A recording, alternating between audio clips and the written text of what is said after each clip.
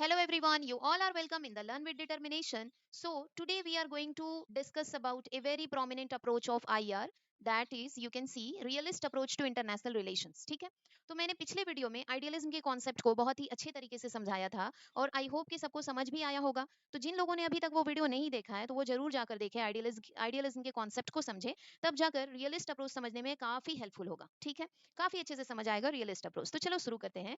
Realist approach to international relations. तो यहाँ क्या है, रियलिज्म इमर्ज। सबसे पहले हम लोग किसी भी अप्रोच को पढ़ते हैं तो तीन बातों को ध्यान रखना बहुत जरूरी होता है कि वो कब आया, क्यों आया और कौन कौन थे इसके लाने वाले। तो फर्स्ट स्लाइड में हम लोग यही देख रहे हैं, realism emerged as a challenge to idealism during 1930s and 1940s। तो क्या समझ आ रहा है कि रियलिज्म का कॉन्सेप्ट जो है ये 1930s और 40s के बीच में आया था। ओके, 1930s और 40s के बीच में आया था और ये किस थ्योरी को चैलेंज करने के लिए आया था? आइडियलिज्म थ्योरी को चैलेंज करने के लिए आया था। तो कोई भी थ्योरी आता है, किसी को चैलेंज करने के लिए आता है, तो उसके पीछे रीजन होता है। तो क्या रीजन है, क्यों ये आइडियलिज्म को चैलेंज करने के लिए आए? तो यहाँ बोलते हैं realist criticised idealism as they. उन्होंने आइडियलिज्म को इसलिए क्रिटिसाइज किया था क्योंकि आइडियलिस्ट थिंकर ने क्या किया था, रोल ऑफ पावर स्ट्रगल को इग्नोर कर दिया था। मतलब आइडियलिस्ट थिंकर काफी कोऑपरेटिव माइंड के थे और उन लोगों को लगता था कि दुनिया में क्या होगा ना, लोगों को समझाकर लोगों में रिफॉर्म्स लाया जा सकता है, झगड़े को कॉम्प्रोमाइज किया जा सकता है। लेकिन रियलिस्ट थिंकर जब आए ना, वो बोले नहीं, वर्ल्ड पॉलिटिक्स में कोई किसी का दोस्त नहीं होता, कोई किसी से कोऑपरेटिव नहीं होता है। वर्ल्ड पॉलिटिक्स में बस एक ही बात चलती है, वो क्या है? पावर स्ट्रगल चलती है। हर एक कंट्री पावरफुल बनने के रेस में लगा रहता है, हर एक कंट्री को एक दूसरे से पावरफुल बनना है और इसी तरह कंटिन्यूअस एक पावर स्ट्रगल हमें देखने को मिलता है वर्ल्ड पॉलिटिक्स में। फिर दूसरा रीजन क्या है, over estimated IR as an arena of cooperation. Idealist को लगता था कि आईआर यानी वर्ल्ड पॉलिटिक्स में आपस में लोग कोऑपरेट करेंगे, सारी कंट्रीज आपस में कोऑपरेट करके चलेंगे, मेल बांट कर चलेंगे, तो इससे क्या होगा, आईआर बिल्कुल पीसफुल रहेगा। तो क्या ऐसा पॉसिबल है? हम लोग कभी कभी क्या करेंगे, अपने घर के लोगों से कॉम्प्रोमाइज कर लेंगे, लेकिन जब बाहर निकलेंगे ना, तो बाहर सबसे पहले हम लोग खुद का फायदा देखते हैं, बाद में किसी और के फायदे के बारे में सोचते हैं। तो उसी तरह वर्ल्ड पॉलिटिक्स में क्या होता है कि कोई भी कंट्री क्या होगा, पहले खुद के नेशनल इंटरेस्ट पे फोकस करेगी और उसके बाद दूसरे कंट्री के बारे में सोचेंगे। ठीक है, अब जैसे क्या हो रहा है, लाइक वॉर हो रहा है, ठीक है, लाइक इजराइल और ईरान का वॉर ले लो, या रशिया या यूक्रेन का वॉर, या इजराइल या हमास का वॉर। तो कोई भी कंट्री ओपनली आकर इनको सपोर्ट या ओपोज नहीं करेंगे। क्यों? क्योंकि हर एक कंट्री का अपना नेशनल इंटरेस्ट प्रायोरिटी होता है और पहले अपने नेशनल इंटरेस्ट को देखेंगे कि हाँ, इस कंट्री को सपोर्ट करने से मेरा क्या फायदा होगा, इस कंट्री को ओपोज करने से मेरा क्या नुकसान हो सकता है। तो अपने फायदे और नुकसान को कैलकुलेट करने के बाद कोई भी कंट्री किसी का सपोर्ट या ओपोज करने की तरफ निकलते हैं। तो इसलिए आइडियलिस्ट ने क्या किया,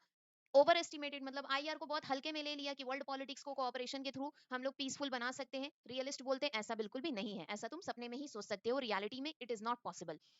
फिर तीसरा रीजन है, believe that war can be prevented. Idealist को लगता था ना कि हम लोग वॉर को रोक सकते हैं। अब बताओ भला, कोई वॉर को कोई रोक सकता है? कभी कोई इंसान इतना शरीफ बन जाएगा कि वो लाइफ में कभी झगड़ा ही नहीं करेगा? ऐसा तो नहीं हो सकता है, वॉर रोका ही नहीं जा सकता, आइडियलिस्ट का मानना है। क्योंकि हर प्रॉब्लम जरूरी नहीं है कि हम जो सोच रहे हैं मेरे सामने वाला भी मेरे तरह ही सोचता होगा। हम किसी के लिए अच्छा सोच रहे हैं तो मेरा सामने वाला भी सेम मेरे जैसा सोचे, ऐसा कभी भी पॉसिबल नहीं है। Because we all are human nature, we are complex. हम लोगों का जो नेचर होता है वो बहुत कॉम्प्लिकेटेड होता है। कब इंसान किसी से अच्छे से बात करने लगे, कब इंसान किसी से झगड़ा करने लगे, इसकी कोई गारंटी नहीं होती है। क्योंकि ह्यूमंस में क्या होते हैं, मूड मूड होते हैं, मूड स्विंग्स होते हैं। जब उनका मन किया जिसके साथ जैसे चाहेंगे वैसे पेश आएंगे। और वर्ल्ड किससे मिलकर बना है भाई? वर्ल्ड को चलाता कौन है? ह्यूमन बीइंग ना चलाते हैं। तो ह्यूमन बीइंग कभी तो एक जैसे रह नहीं सकते, तो इसलिए वॉर तो होगा ही होगा, वर्ल्ड पॉलिटिक्स में भी वॉर होगा ही होगा। तो इसलिए वॉर को हम लोग कभी रोक नहीं सकते और आइडियलिज्म मानते थे कि वॉर को रोका जा सकता है। तो ये थ्री पॉइंट्स ऑफ डिसएग्रीमेंट है बिटवीन आइडियलिज्म एंड रियलिज्म। अगर इनके बीच में कंपैरिजन भी कराएंगे तो हम लोग इस तरह बोल सकते हैं कि रियलिस्ट पावर स्ट्रगल को सपोर्ट करते थे और आइडियलिस्ट पावर स्ट्रगल को सपोर्ट नहीं करते थे।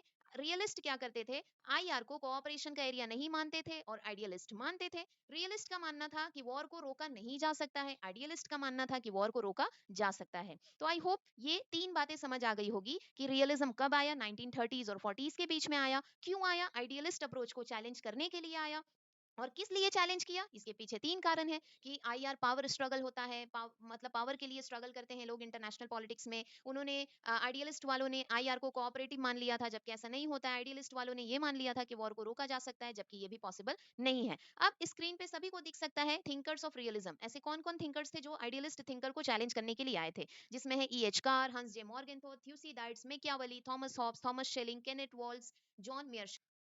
यस, अब चलते हैं हम लोग assumptions of realism, basic assumptions of realism मतलब रियलिस्ट थिंकर का क्या मानना है। वो लोग क्या करते हैं, वर्ल्ड का एक इमेज देते हैं जैसा उन लोगों को समझ आया, ठीक है, कि वो लोग समझाते हैं कि दुनिया कैसी होती है।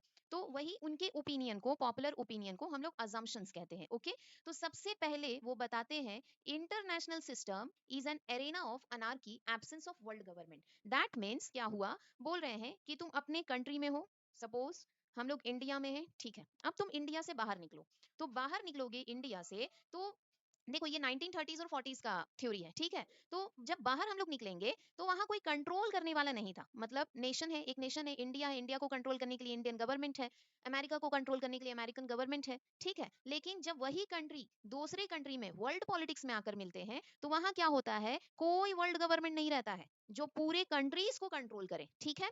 तो जब हम वर्ल्ड को रियलिस्ट के लेंस से देखेंगे, रियलिस्ट के नजरिए से देखेंगे, तो वो कहते हैं कि पूरा का पूरा इंटरनेशनल सिस्टम जो है ना, वो अनार्किक होता है, यानी वहां कोई वर्ल्ड गवर्नमेंट एग्जिस्ट ना होने की वजह से सब लोग अपने मन का करते हैं, और जब सब लोग अपने मन का करते हैं तो अल्टीमेट रिजल्ट क्या होगा भाई, वॉर होगा, जंग होगा आपस में, क्योंकि सब लोग तो एक दूसरे के बातों को नहीं मान जाएंगे। तो ये एक नंबर आई होप कि समझ आया। अभी क्या है, यूएनओ है, वर्ल्ड गवर्नमेंट है, यूएनओ को एग्जांपल ले सकते हैं वर्ल्ड गवर्नमेंट का, कि अगर कोई भी वॉर करता है, कोई भी किसी भी तरह का कंफ्लिक्ट क्रिएट करता है वर्ल्ड लेवल पे, तो यूएनओ एक वर्ल्ड गवर्नमेंट की तरह काम कर कर सभी कंट्रीज को कंट्रोल करने की तो कोशिश करता है। ये अलग बात है कि यूएनओ के सिक्योरिटी काउंसिल में P5 कंट्रीज है, परमानेंट मेंबर्स है, वो अपने वीटो पावर को यूज करके फिर ये क्या होते हैं, वो अपने अकॉर्डिंग कंट्रोल चलाने लगते हैं, ठीक है। तो देखा जाए तो रियलिस्ट का बात आज भी कई हद तक रेलेवेंट है कि वर्ल्ड लेवल पे कोई एक गवर्नमेंट नहीं है, जिसकी वजह से वर्ल्ड पॉलिटिक्स हमेशा अनार्किक होता है, और अनार्किक होने की वजह से हमेशा कहीं ना कहीं किसी ना किसी जगह पे वॉर चलता ही रहेगा, ठीक है। नेक्स्ट आते हैं आईआरआर कन्फ्लिक्चुअल, बोल रहे हैं कि वर्ल्ड पॉलिटिक्स में जब सब कंट्रीज आपस में इकट्ठे होते हैं ना, तो उनका माइंडसेट जो होता है हमेशा कन्फ्लिक्ट वाला होता है, ठीक है, कन्फ्लिक्ट वाला होता है। और जब भी ये कन्फ्लिक्ट ओपन, जब डिस्कशन होगा, जब ये कन्फ्लिक्ट सामने आएगा, ठीक है, तो ये कन्फ्लिक्ट हमेशा और हमेशा सॉल्व होंगे किसके जरिए, वॉर के जरिए, ठीक है, क्लियर हुआ। नेक्स्ट है pessimistic view of human nature. Realist बोलते हैं ना कि पूरी दुनिया को क्या करने वाला, मेंटेन करने वाला कौन है, इंसान है, ठीक है, ह्यूमन नेचर है। अब ह्यूमन नेचर क्या होता है, हमेशा पेसिमिस्टिक होता है। पेसिमिस्टिक मींस होता है नेगेटिव पॉइंट ऑफ व्यू रखने वाला, नेगेटिव सोचने वाला। कोई भी ह्यूमन बीइंग इनके अकॉर्डिंग नेगेटिव सोचता है पहले, बाद में पॉजिटिव सोचता है। और ये नेगेटिव नेचर में कैसा होता है ये इंसान, सेल्फ इंटरेस्टेड, पहले खुद के बारे में सोचेगा इंसान। या ह्यूमन बीइंग क्या होते हैं, ग्रीडी, लालची होते हैं। ह्यूमन बीइंग के पास हमेशा क्या होता है, डिजायर फॉर पावर। हमेशा हर एक ह्यूमन बीइंग चाहता है कि मेरे पास पावर रहे, पैसा रहे, पहले मेरे पास आए, बाद में हम किसी और को देंगे, ठीक है। Is it clear. नेक्स्ट है a high regard for national security and state survival. National नहीं बल्कि इंटरनेशनल पॉलिटिक्स में पहले नेशनल सिक्योरिटी को ज्यादा फेवर किया जाता है, स्टेट के सर्वाइवल पे ज्यादा फोकस किया जाता है, तब किसी ह्यूमन पॉइंट ऑफ व्यू से मतलब ह्यूमैनिटी के बारे में सोचा जाता है। इसका एग्जाम्पल ले सकते हैं, लाइक अगर कोई कंट्रीज आपस में वॉर कर रहे हैं, रशिया, यूक्रेन, इसराइल, ईरान, ठीक है, तो ऐसे में जब दूसरे कंट्री को बोला जाएगा कि आपका क्या ओपिनियन है, इसराइल और ईरान आपस में वॉर कर रहे हैं, तो आपका क्या ओपिनियन है, तो इंडिया हो या कोई भी कंट्री हो, वो पहले देखेंगे कि क्या इसके फेवर में बोलने से मेरे कंट्री का सिक्योरिटी तो रिस्क में नहीं आ जाएगा, या क्या इसके फेवर में बोलने से या इसके अगेंस्ट में बोलने से मेरे स्टेट का एग्जिस्टेंस तो खतरे में नहीं आ जाएगा। पहले देख लेंगे मेरा स्टेट सर्वाइव कर रहा है, मेरा स्टेट सिक्योर है, इस कंट्री के फेवर या अपोज में बोलने से कोई खतरा नहीं है, तब अपना ओपिनियन देंगे। अदरवाइज कोई भी कंट्री अपना ओपिनियन देना प्रेफर नहीं करते हैं, ठीक है। नेक्स्ट आ जाता है states are unequal in power. ये हम लोग सभी जानते हैं, हर एक कंट्री, अच्छा देखो आईआर में जहां जहां स्टेट बोल रहा है ना, तो यहाँ स्टेट का मतलब एक कंट्री का स्टेट नहीं बल्कि एक कंट्री को प्रेफर किया जाता है, ठीक है। State means countries. तो सारे कंट्रीज वर्ल्ड लेवल पे क्या होते हैं, अनइक्वल होते हैं। देयर आर ग्रेट पावर्स, कुछ ग्रेट पावर्स होते हैं जैसे अमेरिका हुआ, फ्रांस हुआ, ये सब ग्रेट पावर्स है, रशिया है। और कुछ स्मॉल पावर्स होते हैं जो क्या है, अभी भी डेवलपिंग कंट्रीज सब स्मॉल पावर्स में ही आएंगे।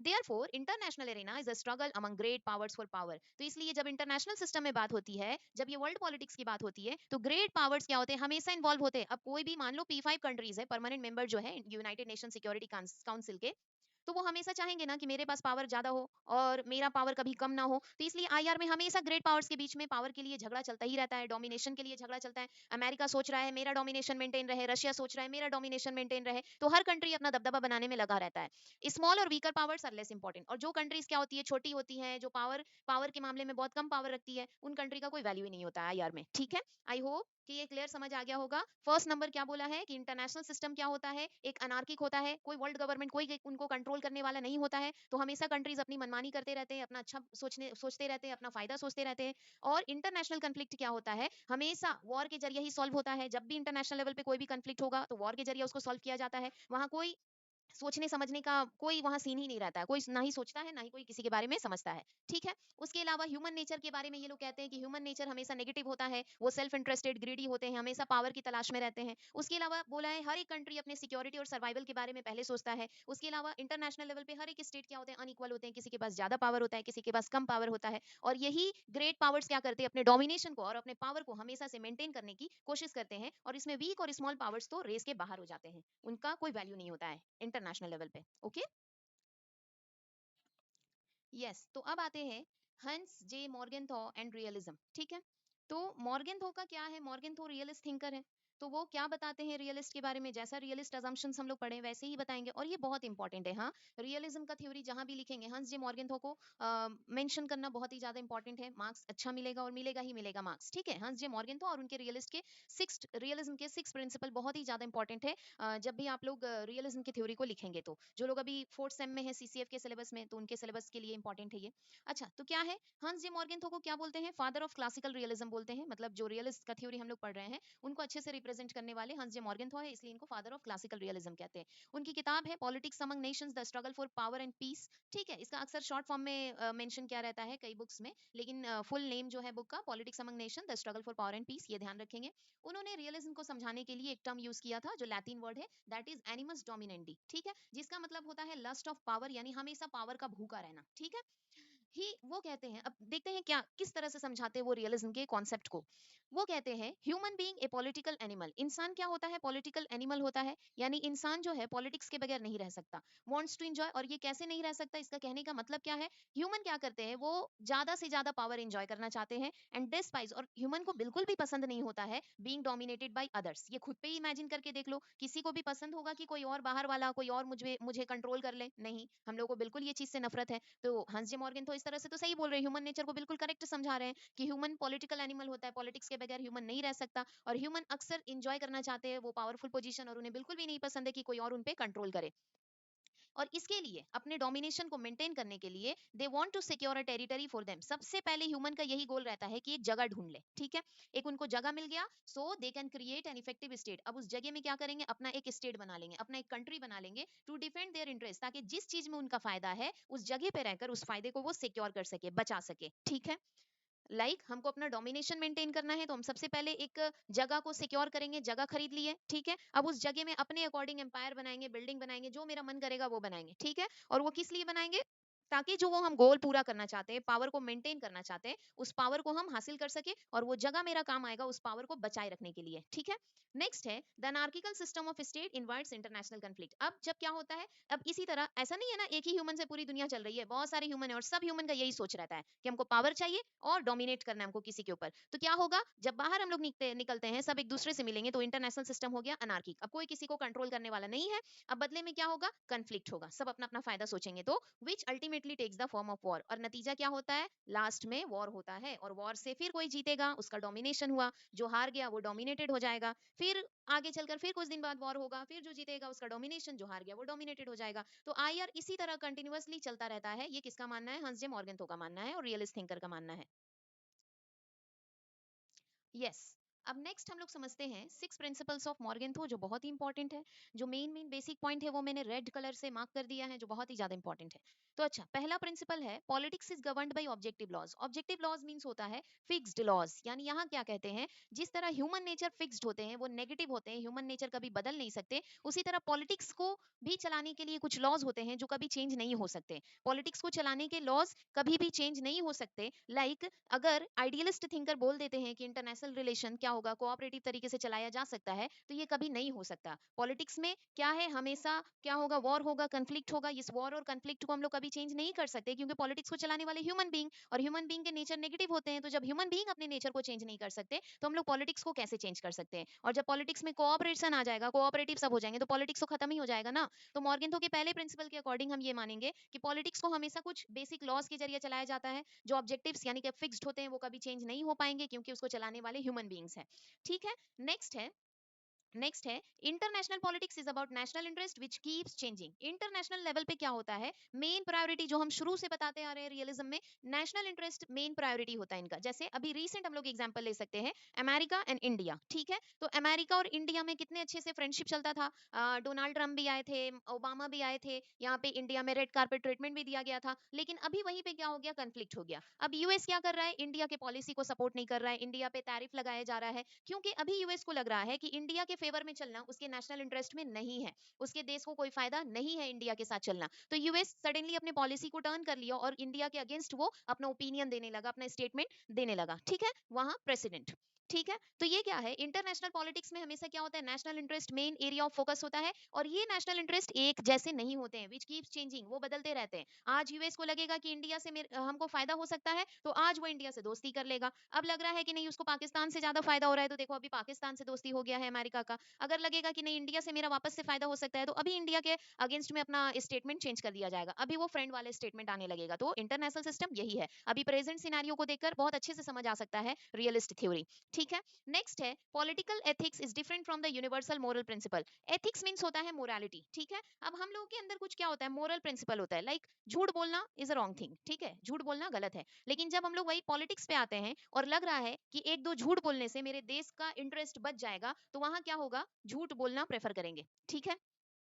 तो यहाँ क्या हो रहा है कि political ethics universal moral principle से बिल्कुल भी अलग होता है, मतलब एक इंसान का ह्यूमैनिटी और पॉलिटिक्स का ह्यूमैनिटी एक दूसरे से अलग होता है। क्लियर, मतलब एक इंडिविजुअल जो मोरालिटी फॉलो करता है, वो जरूरी नहीं है कि स्टेट लेवल पे जब वो आ रहा है, जब वो दूसरे नेशन से बात कर रहा है, तो वहां भी वही मोरालिटी फॉलो करे, वहां अपना मोरालिटी सिचुएशन और सामने वाले के हिसाब से मोरालिटी चेंज करना पड़ता है पॉलिटिक्स में।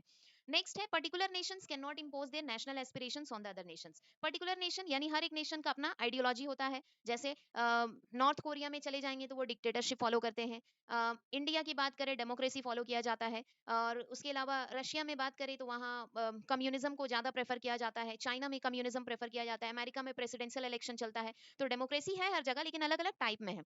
तो ऐसा नहीं ना है कि रशिया बोलेगा कि हम जिस तरह का आइडियोलॉजी फॉलो कर रहे हैं इंडिया को भी वही करना चाहिए, अमेरिका को भी वही करना चाहिए। रशिया ऐसा कर भी नहीं सकता और अदर कंट्रीज ऐसे करने भी नहीं देंगे, ठीक है। तो यही के कारण क्या होता है, वो नेशनल एस्पिरेशन, एक नेशन का जो एस्पिरेशन, एक नेशन का जो आइडिया है, गोल है, वो अदर नेशंस पे थोपा नहीं जा सकता, और जो नेशन ऐसा करने की कोशिश करता है वो झगड़ा होगा, ठीक है।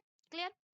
नेक्स्ट है politics is an autonomous sphere. Politics में कोई किसी का कंट्रोल नहीं होता है। मतलब क्या है, जब पॉलिटिक्स करने के लिए निकलेंगे ना, जब वर्ल्ड में अपने इंटरेस्ट को लेकर रिप्रेजेंट करने निकलेंगे, तो वहां हम किसी को फॉलो नहीं कर सकते, ना ही रिलीजन का बोलबाला है, किसी को हम फॉलो नहीं कर सकते, ना रिलीजन, ना कल्चर, ना एथिक्स, वहां कुछ नहीं चलेगा। पॉलिटिक्स एक इंडिपेंडेंट स्फीयर होता है, पॉलिटिक्स में हम लोग इंडिपेंडेंट होकर डील करते हैं कि जैसे भी करके मेरा फायदा पहले होना चाहिए, ठीक है।